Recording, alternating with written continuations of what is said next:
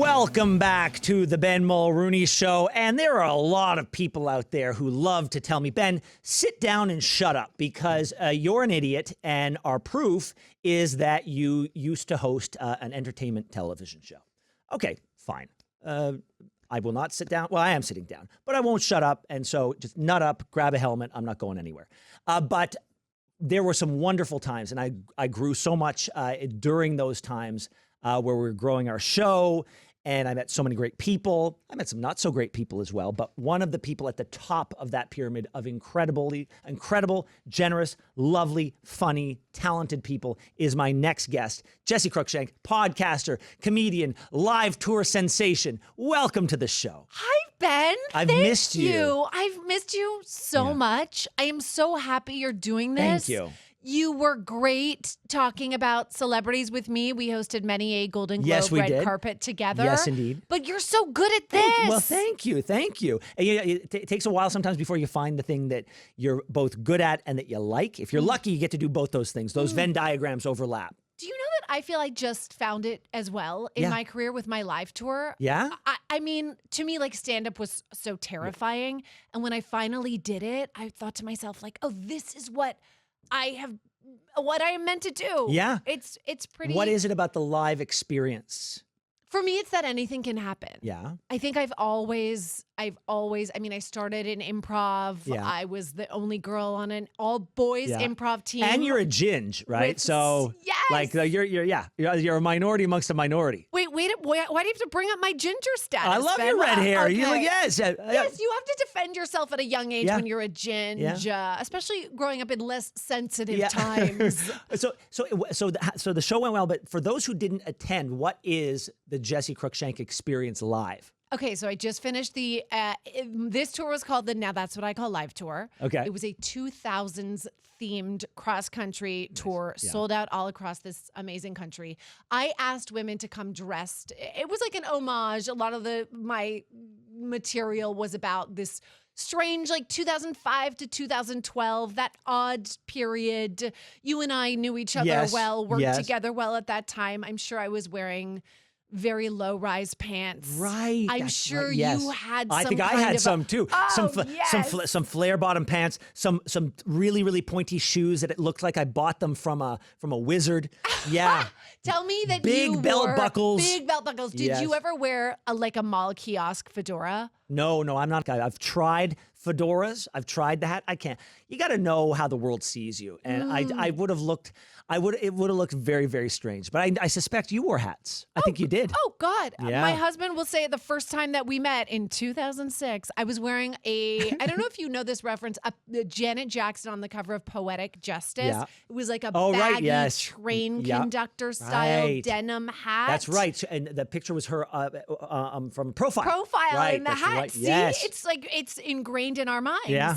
And when you're looking at me with my flaming ginger hair, do I not give the essence of Janet Jackson? 100%. Absolutely. So identical. my tour was 2000s themed. I asked people to dress up if they wanted to. Yeah. I thought I would see a few velour tracksuits, right? Yes, yeah. Ben, thousands of women across this country and men, shout out to the men who came in popped collars and Ed Hardy t-shirts, came dressed in full on, like, head to toe, Britney Spears outfits. Abercrombie girls American came dressed Eagle. up as Pitbull. Like, people took the theme. Y2K preppers, like, they took the theme and ran with it. It was the most incredible night out. And for me, it's just about giving millennial women in this country, a lot of them are tired moms who don't go out much. Yeah. Like an excuse, an opportunity to get out, to laugh, to connect, right? We do it but that's the energy you give off even when the cameras aren't on, and like you're that kind of positive energy. And for those who are watching or listening who are kind of tangentially remember Jessi Cruickshank, I think it's so, like, one of the things that you contributed to pop culture was the rise of the after show, right? Like, it didn't exist before you and Dan Levy at MTV Canada did it. And to this day, it is now this value add for those shows that don't mean anything to some people, but to those they mean something to, it means everything. And that started with you.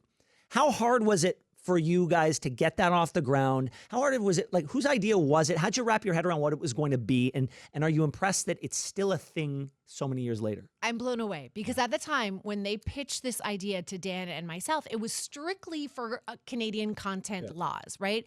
In Canada at the time, if they were going to air a 30-minute episode of Laguna Beach at the time and then the Hills, they had to have 30 minutes of Canadian content to balance it out legally. Yeah. So our bosses, this was Brad Schwartz, Mark McInnes, they were the heads of MTV Canada at the time. They had this idea that it would be like a sports broadcast, like a post-game show. Yeah. Oh, you guys had the telestrator. Right? It was like strictly based off of sports post-game. Yeah. Dan and I would sit and draw on people's faces and talk about what had just happened, and we would fulfill our Canadian content laws. Yeah.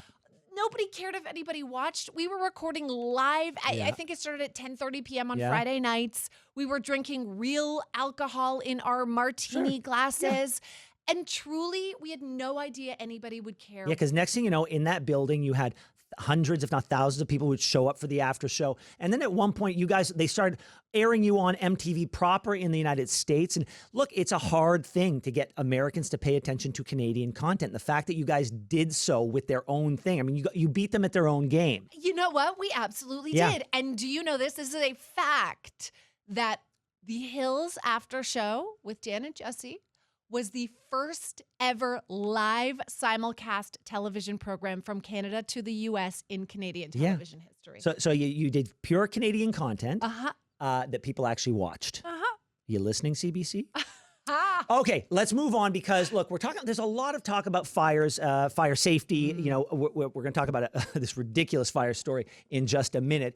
But you're supposed to feel safe in two places, in my opinion. Kids are supposed to be safe in two places: their home and their school.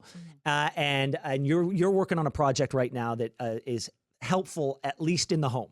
Yes. So it sort of came out of my experience with the LA wildfires, which was January. But for us, we live in Los Angeles. My husband grew up in the Palisades. Oh boy.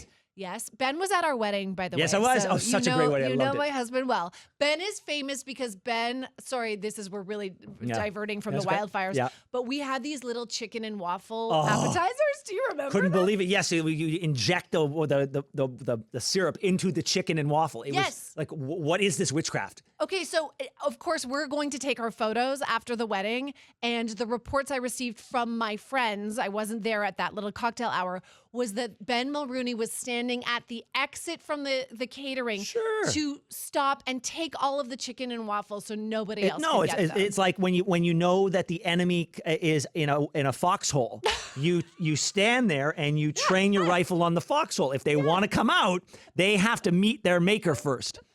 Okay. But so my husband, Evan, you witnessed our nuptials. He grew up in the Pacific Palisades. He watched his childhood home burn to the ground, his school, his friends and family lost everything. It was absolutely devastating. And yet we were safe for many days. At one point, I invited Heidi and Spencer, shout out to the Hills, to come and stay in our guest house because they had lost their home. We were trying to be the safe haven for our friends. We didn't think it would ever happen to us. And then around 11 o'clock at night, a fire erupts in our neighborhood. And with the winds, things were moving so fast. We got an evacuation notice. And I mean, Ben, it was absolute chaos. I'm ripping. And anxiety, right? This is your home. This is where your heart is. This is where your roots are. 3 little kids. I'm ripping my 7-year-old twins. I'm ripping my 3-year-old daughter out of their beds, throwing them into the car. We realized in that moment we had no plan. Yeah. And so I started to think about how my experience could inform other Canadians. As you know, we are in summer wildfire season. And in Canada, there are 10,000 house fires every year, over 100 deaths. And yet, there was this study done, only 7% of parents in Canada have an actual fire escape plan. Okay. It's crazy. Yeah, so how do we mitigate against it? How do we improve that number? Right. So for us, it was about getting our kids involved, right? Because at the end of the day, if you have little kids, you have to make sure they know what's going on. They're not panicking. When we evacuated from the LA wildfires, we forgot our child's lizard. Oh, boy. And this was, as you can imagine. So there is a kitty with their Cause for Alarm campaign has launched this first of its kind digital tool. It's free to all Canadians at causeforalarm.org. And it actually has an AR component that allows you to see what a fire would look like if it was burning in your home. It has this practice mode where you can set a 2-minute timer and practice physically with your family, your escape plan. It's really sort of it gamifies it. Yes. And the visual component showing your kids exactly how it works, that is how you engage them, and you make them feel like they're part of it, as opposed to, oh, this is something mom and dad are making us do. Jessi, I wish we had more time. I'm so glad you came. I'm so glad your family's safe. I'm so glad you're successful. I'm so glad the kids are wonderful. I miss you, and I hope to see you again soon. Ben, right back at you. Every single one of those things. Thank you for having me. Thanks so much for watching the show. Now, if you enjoyed what you saw, hit that subscribe button so you never miss another episode of The Ben Mulroney Show.